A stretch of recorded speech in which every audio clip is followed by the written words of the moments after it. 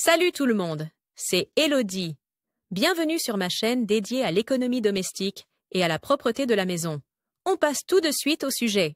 Préparer la chambre, pour que la poussière ne s'incruste nulle part. Si des travaux de construction sont prévus chez toi, tu dois avant tout préparer la pièce concernée, car c'est là que la plus grande partie de la poussière de construction s'accumule. En suivant ces étapes, tu t'épargneras beaucoup de travail par la suite. Recouvrir le sol avant les travaux, pour éviter que la poussière ne s'incruste dans les fissures ou les tapis et pour protéger ton sol des dommages. Tu dois absolument recouvrir ton sol avant de commencer les travaux de rénovation. Selon le type de sol et le type de travaux de rénovation, tu devrais couvrir ton sol d'un film solide, d'un non tissé ou de papier. Pour éviter que la poussière ne se glisse sous la couverture, il est préférable de coller le revêtement de sol au plinthe ou au mur à l'aide de scotch de peintre. Débarrasser la chambre. Tout ce qui traîne dans la chambre doit être mis dans des caisses et évacué de la chambre. Tu peux également empiler les caisses dans un coin et les recouvrir d'un film plastique étanche à la poussière. Pour cela, il ne suffit pas de poser le film par-dessus, tu dois le coller au sol pour que rien ne passe. Et si, en rangeant tes cartons,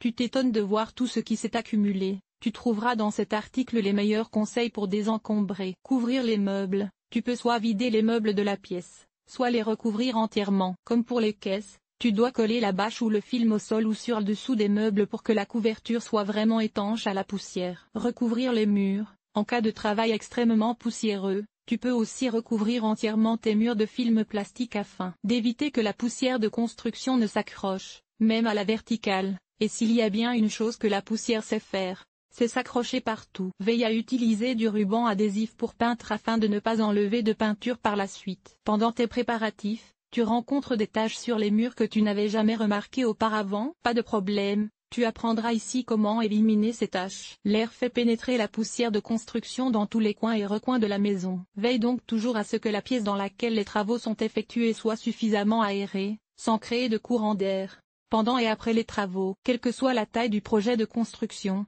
pour que la poussière ne se répande pas partout, le chantier doit être séparé du reste de la maison de manière à être étanche à la poussière. Masquer les portes pour éviter la poussière. Si le chantier se trouve dans une pièce, tu dois masquer toutes les portes pour éviter que la poussière ne se répande dans le reste de la maison. Pour ce faire, fixe du film en haut et sur les cadres de porte latéraux ou sur le mur autour du cadre de porte ainsi qu'en bas sur le sol. Pour les portes qui doivent être utilisées, il existe ce que l'on appelle des portes anti-poussière relativement bon marché. Ce sont des films avec fermeture éclair à travers lesquels les ouvriers du bâtiment et les artisans peuvent entrer comme dans une tente. Le masquage des portes est essentiel pour minimiser la poussière. Des murs anti-poussière. Si le chantier est trop petit et qu'il ne vaut pas la peine de vider toute la pièce, ou si une partie de la pièce doit être utilisée pendant les travaux, les murs anti-poussière sont une bonne solution. Que tu coupes une pièce en deux ou que tu construises une petite cage de construction étanche à la poussière autour du chantier. Il existe des systèmes de cloisons anti-poussière préfabriqués,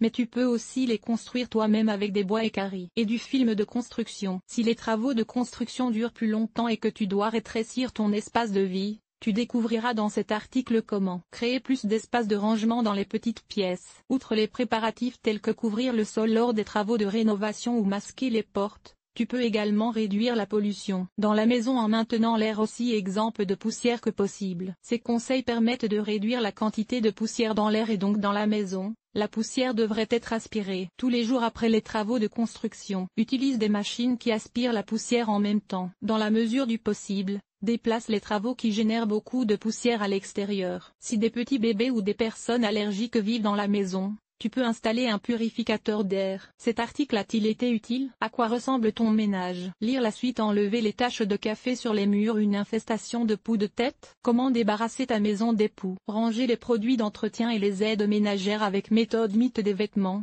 Que faire? Aspirateur sans fil, oui ou non? L'entretien de la guitare en toute simplicité. Les meilleures idées pour organiser tes placards de cuisine. Nettoyage extérieur nettoyer la salle de bain. Laver le sol et les surfaces famille. Organiser le ménage. Entretien des vêtements. Nettoyer la cuisine. Agir de manière durable. Linge,